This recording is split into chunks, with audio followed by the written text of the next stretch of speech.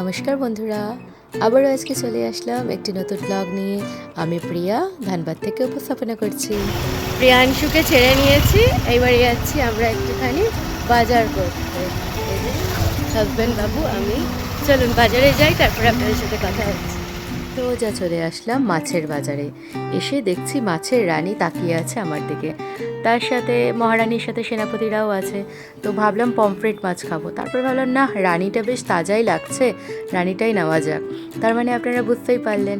আর সবাই এই দোকানটা ভালো করে জানেন, যারা হীরাপুর ধানবাদ থেকে দেখছেন, এই মধুদার দোকান থেকেই আমরা মাছ নিই, সচরাচর এখানেই আসি। এই যে নিয়ে নিয়েছি রানীকে সুন্দর করে ছিলে ছিলে দিল। আপনারা ভালো করেই জানেন, ইলিশ মাছ প্রথমে ছিলে নেওয়া হয়, তারপরে ধুয়ে, তারপরে কাটা। কি সুন্দরভাবে দাদাটা কাটেন জানেন, এনার হাতের কাজ দারুণ দুর্দান্ত। পিত্তটা ফেলে দিল, বললাম বারবার যে একটু সাবধানে, তারপরে হাতটা ধুয়ে নিল যাতে তিতো না হয়, আর তারপরে কেটে দিচ্ছে। জানেন, এই ইলিশ মাছ নেওয়াটাও মানে একটা গল্প। মানে আমার মা যখন থাকতো না, পরিষ্কার বলে দিত, ইলিশ মাছ কাটিয়ে আনবি না, ওজন করে নিয়ে আসবি। বা আমার বাবাকে বলতো, আমার হাজব্যান্ডকেও বলতো, গোটা নিয়ে আসবে, আমি কেটে নেব। বাস, এই লেজাটা উনি দেখাচ্ছেন আর বলছেন পিস করব।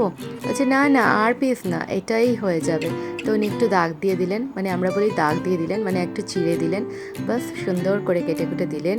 আর এবারে রানীকে নিয়ে যাব আর সুন্দর করে আজকে রান্না করব। কি দুর্দান্ত বলুন। আপনারা কারা কারা বর্ষায় ইলিশ মাছ খেয়েছেন এখনও অবধি জানাবেন কিন্তু, কমেন্ট করবেন কারা কারা ইলিশ মাছ ভালোবাসেন আর কারা কারা চিংড়ি মাছ ভালোবাসেন। আমি কিন্তু দুটোই ভালোবাসি। সামুদ্রিক মাছ আমার ভীষণ প্রিয় জানেন।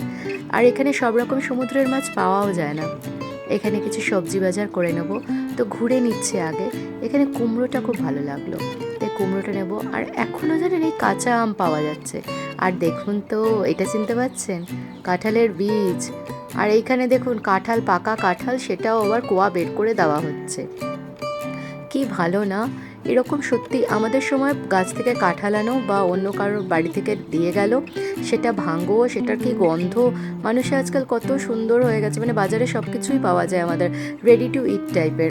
মানে আমাদের জীবনটা কত সহজ হয়ে গেছে, শুধু পয়সাটা দিতে হবে আর সব কিছু পেয়ে যাব। ওখান থেকে একটু কাঁকরোল, একটু চিচিঙ্গা নেওয়া হলো। আর এইখান থেকে আমি ম্যাজিক পট নিচ্ছি, মানে আমার ছেলের জন্য একটা বই নিচ্ছি। প্রিয়াংশু বই পড়তে ভালোবাসে জানেন, নানান রকমের কিছু না কিছু করতে ভালোবাসে। এই অভ্যেসটা আমার থেকে এসেছে, তো ওটা এখনও ধরে রাখার চেষ্টা করছি, যত বড় হোক না কেন। তো এই আঙ্কেলটার কাছে আমরা নিই বইপত্র নিয়ে সোজা চলে আসলাম একটুখানি খাওন দাওয়ানোর জন্য। খিদা পেয়ে গেছে প্রচুর। সকাল সকাল প্রিয়াংশুকে স্কুলে ছেড়ে বেরিয়েছি, তো কিছু খাওয়া হয়নি, জাস্ট ব্রাশটি করে চা অবধি খাইনি, সোজা বেরিয়ে চলে এসেছি আমরা। তো এইখান থেকে আমরা, এখানে আপনারা দেখেছেন এর আগে, এটা হচ্ছে বম্বে সুইটস, এখানের নামকরা একটা দোকান। ওখানে না ওনারা নিজেদের বেকারি আছে, খুব সুন্দর বেকিং আইটেমসগুলো করেন। আর ফার্স্টে দেখালাম না, কত রকমের গিফট আইটেমও রাখেন। মানে কাউকে আপনি যদি কিছু গিফট দিতে চান, এখান থেকে একটা নিয়ে নিন, বুকে টাইপের, মানে ফুলের বুকে না, ফ্লাওয়ার থাকবে না, তার মধ্যে বেকারি আইটেমস থাকবে। ডিফারেন্ট টাইপসের মিষ্টি আছে। আর এখানে শুকনো মিষ্টিগুলোও আছে, দেখুন ড্রাইড কিউই, তারপর ড্রাইড ম্যাঙ্গো, এগুলো আছে, এইগুলোও গিফট করতে পারেন। এই যে এই ফুলের তোড়াগুলো, এটাও খুব সুন্দর, এগুলো চকলেট দেওয়া আছে, অপূর্ব না। চলুন, টেবিলে এসে গেছি, হেলমেট রাখা হয়ে গেছে। হ্যালো, এসেছি একটু খেতে, কী খাওয়া হবে না হবে পরে আপনাদের সাথে শেয়ার করে দেবো। এই যে আমি, আর এখানে হচ্ছে হাজব্যান্ড বাবু। সেই দিন দেখিয়েছিলাম, মনে আছে? এসেছিলাম পুরি সবজি খেতে, পেলাম না, খেয়ে গেলাম ইডলি। তাই আজ মন খুলে আনন্দে আমরা পুরি সবজি খাবো। এখানে পুরিটা না পুর ভর্তি আছে জানেন, ওই ছাতুর পুর দেয়। আর আজকে সত্যি খুব দারুণ ছিল, দুর্দান্ত ছিল।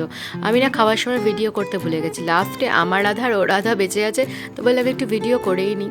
ও বললো হ্যাঁ দারুণ, থামস আপ দেখিয়ে দিল, তাই না? হাজব্যান্ড তো দরজা খুলছে, আমি এখানে দাঁড়িয়ে আছি। চলি, এবারে কি হচ্ছে তারপর আপনাদের সাথে শেয়ার করছি। পেট পুজো হয়ে গেছে, ঘরের কাজ করা, রান্না করা। চলুন, ভালোই কাটলো আজকে সকালটা আমাদের। এই যে নিয়ে এসেছি ইলিশ মাছ, ও দারুণ। কারা কারা খেয়েছেন এই সিজনের ইলিশ মাছ জানাবেন তো। আমি তো এই প্রথম খাবো। আজকে হবে বেগুন দিয়ে ঝোল, আজকে ভাপা বানাবো না। হাজব্যান্ড বললো বেগুন দিয়ে ঝোল করো, তো সেটাই করবো। দারুণ বলুন, যারা মাছ প্রেমী তাদের আলাদাই ব্যাপার, তাই না? ইলিশ মাছ বলে কথা। এখানে ভাতটা বসিয়ে দিলাম, একেবারে গ্যাসটা না একটুখানি লো করে দিলাম, খুব মানে আঁচে রাখবো না।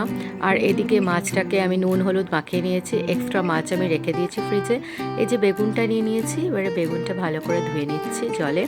একটা বেগুনই আমাদের 3 জনের জন্য এনাফ। তো বললাম যে একটাই দেবো, বললো হ্যাঁ একটাই দাও। ঠিক আছে, একবেলা করি, ও বেলাটা দেখা যাবে কি করব না করব। বেগুন কেটে নিচ্ছি।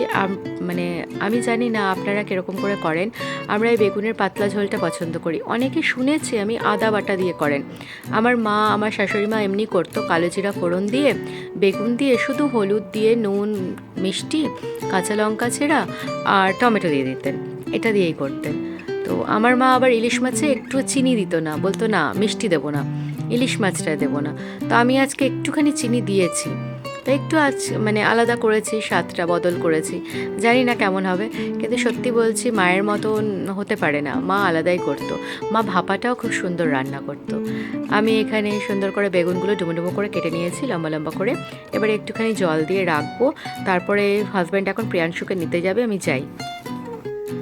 হাজব্যান্ড বেরিয়ে গেল, আমার ভাতটা হয়ে গেছে, আপনারা তো দেখলেন বেগুন টেগুন কেটে রেখেছি, মাছে নুন হলুদটা মাখিয়ে রেখেছি। গেল প্রিয়াংশুকে আনতে হাজব্যান্ড। আমি এবারে সোজা দৌড়াচ্ছি স্নানে, কারণ ঘর পরিষ্কার হয়ে গেছে, শুধু মোছাটা বাকি। তো হাজব্যান্ড বললো আমি মুছে দেবো, যেহেতু ঝাড় দেওয়া হয়ে গেছে আমার, তাই বললো আমি মুছে দেবো, তুমি যাও, কারণ প্রিয়াংশু এসে গেলে পরে তোমাকে চাইবে, তাই জন্য আজকে দুজনে মিলে কাজ করছি। আজকে দিনটা না সত্যি একটু আলাদা লাগছে, কারণ এক তো প্রথম সানডে নয়, সানডে থাকলে ভীষণ রাশ আওয়ার থাকে। দ্বিতীয় কথা, দুজনকে টাইম দিতে পারছি, একটু কথা বলছি, আমি চাইছি যে মন মেজাজটা একটু ঠিক থাকুক। আর তারপরে পুরোনো দিনের কথা একটু আলোচনা হলো, তারপরে আজকে অনেক ফোন আত্মীয় স্বজনদেরও ফোন করলাম, একটু গল্প করলাম, ভালো লাগছে মনটা। বহুদিন হয়ে গেছে কোনো আত্মীয় স্বজনের সাথে কথা নেই, আজকে একটু একটু করে সবার সাথে ফোন লাগাচ্ছি, ফোন করছি, ভালো লাগে বলুন মাঝে মধ্যে। যাই হোক চলুন, এরপর প্রিয়াংশু এসে যাবে, ফটাক করে স্নানটা করে এসে যাই। চলুন, এসে গেলাম তাড়াতাড়ি স্নান করে, একেবারে স্নান করে এসে গেছি। এরপরে সিঁদুরটা নিয়ে নিচ্ছি, সিঁদুরটা পরবো। আপনারা জানেন রোজই তো করি, স্নান টান করে সিঁদুর টিঁদুর পরে রেডি থাকি। আর একটু পরে এসে মাম্মা মাম্মা মাম্মা, এই যে কি ভালোবাসার ডাক, আর এই যে এই অপেক্ষাটা, যে কি অপেক্ষা বোঝাতে পারবো না। মানে ভালোবাসার মানুষ, মানে যাকে ভালোবাসি, আমার স্বামী, তার জন্য অপেক্ষা করছি, বাবার জন্য অপেক্ষা করছি, এটা একটা আলাদা। আর নিজের সন্তানের জন্য অপেক্ষা করা একটা আলাদাই অনুভব। এই অনুভূতিটা না মানে বুঝাতে পারবো না। মামা মামা মামা মামা, এই যে ছিল না, আমরা দুজনে আছি গল্প করছি, তা মনে হচ্ছে আমরা না বেশিরভাগ কথা ওকে নিয়েই বলছি। ও বলছে জানো পাপা শোনা এমনি বলতো, অমনি করতো, আমি বলছি শোনা না এইটা বলতো, শোনার এটা করো, কোথাও কিছু খুঁজে পেলে শোনা এটা বলে ডাকে, এটা করে। মানে আমরা এইটুকু টাইমটা কত মিস করছি প্রিয়াংশুকে, রিয়েলি। ও না থাকলে না সত্যি কষ্ট, আর থাকলে পরে দুষ্টু পেতে তখন রেগে যাই, এটা মাদের স্বভাব, হয়তো আমরা রেগে যাই, কিন্তু সত্যি খুব মিস করছি। আর এখন অপেক্ষা করছি, এই অপেক্ষাটা আলাদাই। চলো সিঁদুর টিঁদুর করে নিই, ঠাকুর প্রণাম করে নিই, তারপরে আবার রান্নার দিকে চলি। এসে গেছো? হ্যাঁ বলো মা। আমাদের ওই গেটের পুলিশটা মানে ওইখানে রেখে দিল, বাবা টিটন করে লাগিয়ে দিয়েছে। খুব ভালো করেছে, তুমি হ্যাপি তো? বাবা আর ভয় পাবে না তো? আচ্ছা, এই যে ওর বাবা এসে, ও তুমি স্কুলে গেছিলে ওয়াটার বটল নিয়ে? চলুন, এইটাই অপেক্ষা, আমার অপেক্ষার, আপনাদের এক্ষুনি বলছিলাম আমার অপেক্ষার অনুভূতিটা আলাদা হয়। ওয়াও, কত কিছু বাবা বার করেছে। শোনা জানো তোমার কালারগুলো বেরিয়েছে, অরেঞ্জ কালার, ওই খাটে আছে, যাও গিয়ে দেখো কালারগুলো, তুমি পাওনি না? এই দেখো এখানে আছে, ওই দেখো, দেখেছো? প্রিয়াংশু ঘরে ঢুকে গেল, আমি এখানে ইলিশ মাছটা এবার রেডি করতে এসে গেছি। কড়াইয়ে তেল দিয়ে দিলাম, একটু কড়াইয়ের চারপাশে তেলটা ছড়িয়ে দিলাম। এরপরে আপনারা জানেনই আমার নিয়ম, তেলটা গরম হয়ে গেছে, হাত দিয়ে ওপর থেকে একটুখানি বুঝে গেলাম, নুন দিয়ে দিলাম, নিয়ে একটা মাছ দিয়ে দিলাম।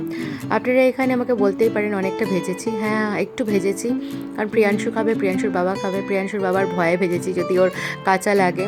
মানে ও না, আমার মাকে দেখতাম হালকা ভেজে দিত, আবার অনেকে কাঁচা মাছটাও ঝোলে দিয়ে দেন, ইলিশ মাছ বেশি ভাজতে না করে, তাই জন্য আমি ভয়েই ভাজলাম। যাই হোক, পরে গিয়ে হাজব্যান্ড আমাকেই বকা দিল কেন ভাজলে, তো সেটার গল্পটাও আপনাদের সাথে শেয়ার করব। দ্বিতীয় মাছটা দিলাম, 3টে টুকরো নিয়ে নিয়েছি, আর 3-4 টুকরো রেখে দিয়েছি, পরের দিন একটু ভাপা বানাবো। কারণ এরকম হয় নাকি বলে না, একটা কি সামথিং আমি ভুলে গেছি, কি বলে একবারে পৃথক যাত্রা হয় না না সামথিং আমি ভুলে গেছি, আমাকে একটু লিখে পাঠাবেন তো, ওই ব্যাপারটাই আমি বলতে গেলাম, তাই জন্য দ্বিতীয়বারও আমাকে বানাতে হবে। যাই হোক, 3টে মাছ ভালো করে ভাজা করে নিয়েছি। এখানে বেগুনটা দিয়ে কালো জিরা ফোড়ন দিলাম, হলুদ দিলাম, টমেটো কেটে দিচ্ছি, বেগুনটাকে লাল লাল করে তার আগে ভেজে নিয়েছি, টমেটো দেব, আর তার মধ্যে নুন দেব পরিমাণ মতো, একটা লঙ্কাকে আমি ফাটিয়ে দেবো আর একটা গোটা দিয়ে দেবো এরকমভাবে। তো লঙ্কাটা ফাটিয়েছি, একটু চিন্তাও করলাম যদি প্রিয়াংশুর ঝাল লাগে, তার জন্য আরেকটা ফাটা অংশ আমি দিলাম না, জানেন। এরপরে এটাকে ভালো করে মিক্স করে নেবো, অল্প একটু যদি চিনি দিয়ে দেবো, ভালো করে মিক্স করে নেবো। আর ইলিশ মাছটা থেকে না অনেকটা তেল বেরিয়েছে জানেন, সেই তেলটা আমি উঠিয়ে রেখেছি, অতটা আমার লাগবে না, সেই কারণে উঠিয়ে রেখেছি। নাড়াচাড়া করব, নাড়াচাড়া করে একটু টমেটোটাকে ফাটিয়ে ফাটিয়ে দেবো, মানে খুন্তির সাহায্যে একটু চেপে চেপে দেবো যাতে রসটা বেরিয়ে যায়। দিয়ে এর মধ্যে পরিমাণ মতো জল দিয়ে দেবো, জল দিয়ে মাছগুলো দিয়ে দেবো আর ঢাকা দিয়ে দেবো, বাস। এটা সিম্পল রান্না। মাছটা দুর্দান্ত গন্ধ, মানে আমি যখন রান্না করছিলাম তেলটা ভেজেছি, মাছের নিজস্ব তেল প্রচুর বেরিয়েছে, আর মাছটা সত্যিই ভালো ছিল, এতটা ভালো হবে ভাবিনি। আর দামটাও তো নিয়েছে না। আর বর্ষার প্রথম ইলিশ, মহারানীকে নিয়ে এসেছি বাড়িতে, বুঝতেই পারছেন আলাদাই ব্যাপার, তাই না। ঢাকা দিয়ে দিলাম, ঢাকা দিয়ে এখানে যতগুলো বাসন জমেছিল সব বাসনগুলো ধুয়ে নিচ্ছি। রান্না করতে গেলে বাসন তো জমবে, একটা দিয়ে ঢাকা দেবো, তো একটায় কোনো জিনিস রাখবো, তো একটায় খাবারের বাসন, আর এখানে তো প্রিয়াংশুর টিফিনের বক্সটাও এসে গেছে। বাস বাসন টাসন মেজে নিয়ে ততক্ষণে ফুটে যাবে ঝোলটা, এই 5-10 মিনিটে ভালো মতন ফুটে গেলে প্রিয়াংশুকে ওইখানে ওর বাবা স্নান করিয়ে দিয়েছে, ঘরটার মুছে। এরপরে আমি প্রিয়াংশুকে খেতে বসিয়ে দেবো, তারপরে ওর বাবা আসবে, আমি আর ওর বাবা খেয়ে নেব। আগে প্রিয়াংশুকে খাইয়ে নেব। এবারে যাই মাছটা দেখে ফেলি।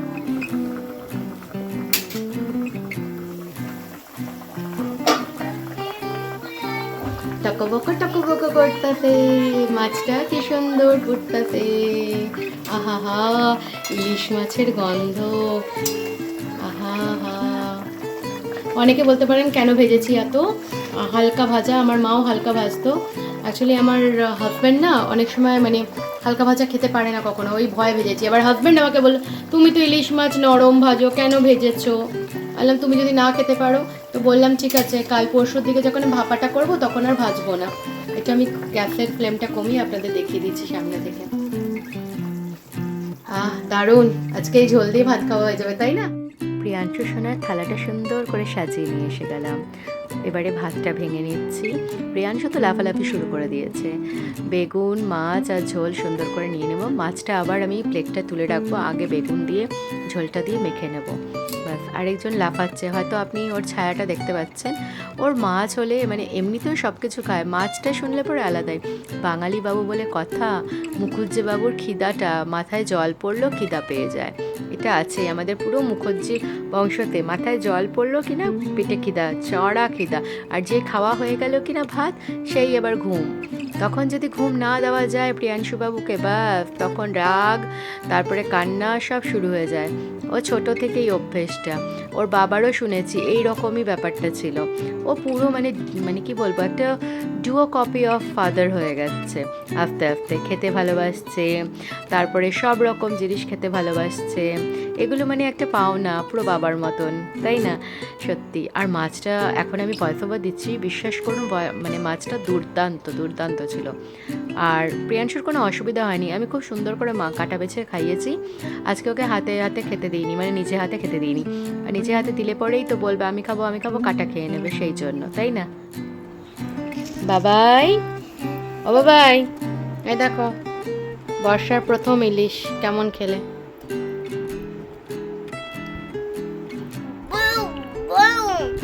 আগে খেয়ে নাও, খাও খাও, এইবারে বলবে। খেয়ে নাও সুন্দর করে, খেলে কেমন? না এটা তোমার, কেমন হয়েছে আগে বলো। Thank you. এবারে আমার আর হাজব্যান্ডের ভাত বেড়ে নিয়েছি, মাছটা বেড়ে নিচ্ছি। ও তো পেটের এই মাছটা খাবে, তোর মাছটা ভাজার পরেই আমি ওকে বায়না ধরলাম যে ওর পেটের যে তেলটা ছিল সে তেলটা আমি খাবো, তো আমি তখন ভাজার পরেই খেয়ে নিয়েছি। ও বললো একদম একদম খেয়ে নাও। তারপরে তো প্রিয়াংশু আবার একটুখানি মাছ চাইছিল, তাই জন্য ওর বাবা বললো শোনো না, আরও অর্ধেক মাছ আমার থেকে দিয়ে দাও। বললাম না, ও খেয়েছে, আমাদের থেকে আবার খাবে, থাক আমাদের সাথে আবার বসে খাবে। আমার লেজাটা উঠছিলই না, বলছিল না না আমি আর যাব না, সবাইকে ছোটো ছোটো পিস দিয়েছো আর তুমি বড় লেজা খাবে, হবে না। সেই জন্য তাই একটু মজা করে নিলাম, কি করব, একটুখানি ঝোল আর বেগুন রাখলাম, যদি ওর বাবা আবার একটুখানি ভাত নেয়। খাবার ঝোল দেবো আর দেখো তো খেয়ে একটু মাছটা আগে খেয়ে দেখো তোমার কেমন লাগছে, আগে মাছটা খেয়ে বলো, তারপরে ঝোল মাখবে। আস্তে বাবু দাঁড়াও, কাটা আছে, একটু সাবধানে তুমি খাও, তারপরে বাবুকে দেবে। খেয়ে বলো কেমন লাগছে, কেমন লাগলো গো মাছটা? ওয়ার্দি ওয়ার্দি না? বলি বাবালে, আরেকবার হামফুক, আরেকবার হামফুক, ভালো করে হামফুক। ঠিক আছে চলুন, হাজব্যান্ড ভালোই খাচ্ছে বললো মাছটা, এরপরে আমরা খেয়ে নিই। প্রিয়াংশু একটু বাবার কাছে খাবে। দেখছেন, আমার হাজব্যান্ডকে কেউ ছোট মনে করবেন না, কারণ আপনারা দেখছেন 2 হাত লাগিয়েছে, কাটা বাছার জন্য তার 2 হাত লাগাতে হয়, কি তাই তো? যাই হোক, খাবার খাওয়ার পরে বাবার আরেকটা ডিউটি রয়ে গেছিলো, সেটা হচ্ছে প্রিয়াংশুর সাথে খেলা। প্রিয়াংশুকে কথা দিয়েছিল, স্কুলে যাওয়ার আগে কথা দিয়েছিল, স্কুল থেকে এসেও কথা দিয়েছিল যে খেয়ে দিয়ে খেলতে বসবো। এই যে খেলতে বসে গেছেন।